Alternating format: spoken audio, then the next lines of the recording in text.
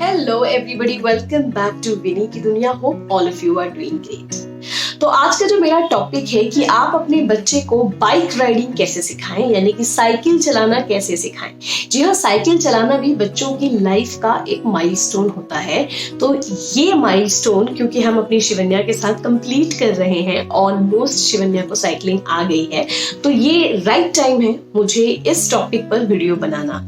तो आज के अपने वीडियो की शुरुआत करती हूँ और आपको बताती हूँ कुछ छोटी छोटी बातें जिन चीजों का आप ध्यान रखें जब आप अपने बच्चे को साइकिल चलाना सिखा रहे हो। सबसे पहली चीज कि आप अपने बच्चों के लिए या आप अपने बच्चे के लिए एक अच्छी सी साइकिल खरीदें। अब साइकिल खरीदते समय आप किन किन चीजों का ध्यान रखें? आप साइकिल खरीदते समय इस बात का जरूर ध्यान रखें कि आपके बच्चे के दोनों पैर जो है वो जमीन पर एकदम फ्लैट आने चाहिए, ताकि उससे आपके बच्चे के अंदर एक कॉन्फिडेंस होता है कि वो साइकिल से कभी गिरेगा नहीं। अगर आपका बच्चा थोड़ा यहाँ वहां भी होगा तो वो पैर से अपने आप को बैलेंस कर लेगा। तो ये एक बहुत ही इंपॉर्टेंट चीज है, जब आप साइकिल खरीदें तो जरूर ध्यान रखें। दूसरी इंपॉर्टेंट चीज कि आप अगर आपका बच्चा नया है तो आप कोशिश करें कि पहले उसको ट्रेनिंग व्हील्स वाली साइकिल लें, जिसमें दोनों साइड पे सपोर्ट वाली टायर्स रहती हैं, चक्का रहता है। उस पे भी बच्चे को एटलीस्ट पैडलिंग करनी आ जाती है, क्योंकि जब शिवन्या ने भी साइकिलिंग स्टार्ट की तो उसको पहले पैडलिंग करनी ही नहीं आ रही थी कि पूरा पैडल घुमाया कैसे जाता है। She used to do like this. तो अब अगर आपने बच्चे को बिना सपोर्ट की साइकिल दी है तो वो पैडलिंग भी नहीं सीख पाता है या बहुत टाइम लगता है उसको पैडलिंग सीखने में। अब जब भी आप सपोर्टिंग व्हील्स वाली साइकिल खरीद रहे हो तो आप उस सपोर्टिंग व्हील्स को डिसमेंटल भी कर सकते हैं। इस तरीके की साइकिल जरूर ध्यान से लें, क्योंकि 2-3 हफ्ते तो आप उसको सपोर्टिंग व्हील्स पे साइकिल चलाने की हैबिट डलवाइए ताकि उसको पेडलिंग आ जाए। जैसे ही उसको पेडल मारना आ जाए आप उस सपोर्टिंग व्हील्स को हटा दें। उसके 2 कारण हैं। एक तो बच्चा जो होता है अगर एक बार सपोर्टिंग व्हील्स पे चलना सीख जाता है तो उसको बैलेंसिंग बहुत धीरे आती है। क्यों? क्योंकि जब आपके पास ये सपोर्ट होता है तो आप इस तरफ और इस तरफ गिर ही नहीं पाते हैं, और जब आप इस तरफ गिरते हैं तो आप अपनी बॉडी को यूज करते हैं उस साइकिल को सीधा करने के लिए, जो कि गलत है।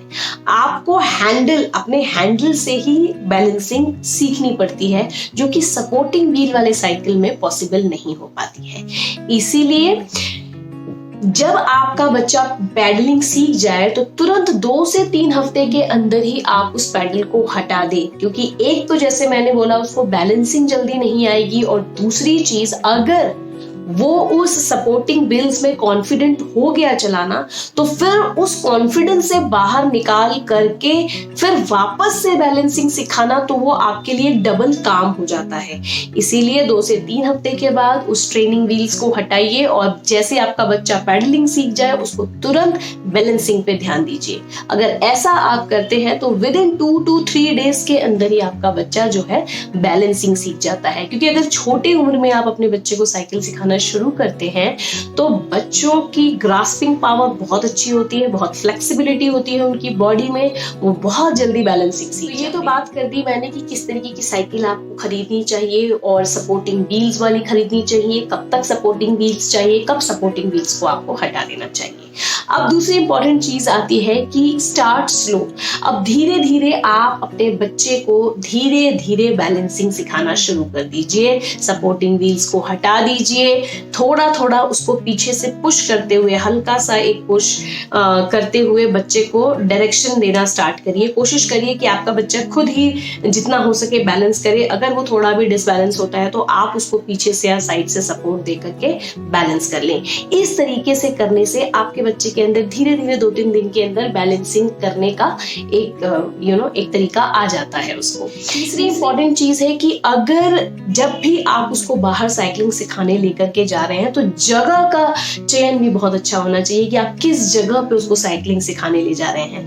तो हमने अपनाया वो ये था कि एक तो थोड़ी सी वाइड जगह चाहिए थी जहाँ पे उसको एक प्रॉपर आसपास गाड़ी ना हो, बहुत नैरो जगह ना हो, उस तरीके की जगह। और दूसरी हमने उसके लिए एक स्लोप ढूंढा, जहाँ पे स्लोप में अगर आप साइकिलिंग सीखना शुरू करते हैं तो स्लोप में ऑलरेडी साइकिल जो होती है अपनी एक मोमेंटम में होती है, तो बहुत ज्यादा बैलेंस नहीं चाहिए होती है, वो थोड़ा बहुत ही हिलते उलते बच्चा जो है उस पर बैलेंसिंग आराम से सीख जाता है। और आसपास में ट्रैफिक बहुत ज्यादा ना हो, गाड़ियां बहुत ज्यादा ना हो, अदरवाइज एक्सीडेंट होने का खतरा होता है। दूसरा, अगर किसी की गाड़ी में जाकर के उसकी साइकिल लग गई तो डेंट भरने का भी खतरा रहता है। तो कोशिश यही करेंगे थोड़ी खुली जगह हो, स्लोपी जगह हो, फ्लैट हो, ग्रास हो, ताकि आपका बच्चा गिरे पड़े भी तो उसको बहुत ज्यादा चोट ना लगे। बस उसके बाद आपके बच्चे ने जब एक बार स्पीड पकड़ ली तो उसको रेगुलर प्रैक्टिस बहुत ज्यादा जरूरी है। हम बहुत खुश हो जाते हैं कि हमारे बच्चे ने साइकिल सीख ली, अब हमें कोई जरूरत नहीं है, लेकिन ऐसा बिल्कुल नहीं होना चाहिए।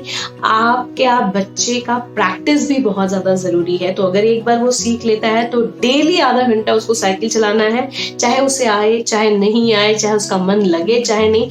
आप खुद आधा घंटा उसको लेकर के नीचे उतरिए, उसके पीछे पीछे भागते रहिए, ताकि उसको लगे कि उसको भी साइकिलिंग का इंपॉर्टेंस पता चले कि my mother is also running along with me, so it is very important, I have to learn. So कभी कभी क्या होता है ना, बच्चों को सिखाने के लिए खुद मैदान में उतरना भी जरूरी होता है। एंड मार्क माई वर्ड्स, पिछले 2-3 हफ्ते से मेरी भी रनिंग हो रही है उसके साथ, क्योंकि ऑब्वियसली उसका मन कभी कभी नहीं भी करता है, फिर भी मैं उतरती हूँ कि नहीं चलो चलो हमें साइकिल चलाने सीखना है। तो ये रेगुलर प्रैक्टिस, वो कहते हैं ना, पेशेंस एंड कंसिस्टेंसी आपको रिजल्ट देती है। तो कंसिस्टेंट रहे, पेशेंट रहे, बहुत जल्दी आपका बच्चा अपनी लाइफ का ये माइलस्टोन जरूर पार कर लेगा। तो कुछ ये छोटी छोटी बातें हैं, और धीरे धीरे अपने बच्चे को कहिए कि अपने पैर से ही पैडल मार मार के। अभी तो क्या होता है कि शिवन्या काफी हद तक साइकिल सीख गई है, फिर भी मुझे जब वो एक्चुअली अभी तक उसके अंदर आदत है कि वो दोनों पैर को एक साथ पैडल रख करके चलाती है, पैडल पे रखकर, तो पीछे से हल्का सा मुझे पकड़ना पड़ता है। लेकिन अभी कुछ 1 दिन से 2 दिन से उसको मैंने सिखाया कि नहीं, अब तुम खुद अपना बैलेंस बनाते बनाते पैडल पे पैर लेकर के आओ। तो विद गॉड ग्रेस उसने ये भी चीज सीख ली है, अब उसकी रेगुलर प्रैक्टिस चलती है। सो ये बहुत ही इंपॉर्टेंट माइलस्टोन है। साइकिल आना बहुत इंपॉर्टेंट है आपकी लाइफ में, क्योंकि धीरे धीरे साइकिल से ही शुरुआत होती है। साइकिल चलानी आती है, फिर स्कूटी चलानी आती है, फिर इंसान कार चलाना सीखता है, और माशाल्लाह भगवान एक दिन करे तो एरोप्लेन चला लेता है इंसान। तो होप करती हूँ कि आज का वीडियो आप लोगों को अच्छा लगा होगा। ये एक छोटी सी टॉपिक है, लेकिन बहुत इंपॉर्टेंट टॉपिक है आपके बच्चे के लाइफ के लिए। तो जरूर इस टॉपिक से आपको कोई ना कोई हेल्प जरूर मिलेगा। तो आज का वीडियो बस यहीं तक। होप करती हूँ कि आज का वीडियो अच्छा लगा होगा। अगर अच्छा लगा होगा मेरा वीडियो तो प्लीज मेरे चैनल को लाइक और सब्सक्राइब जरूर करिएगा।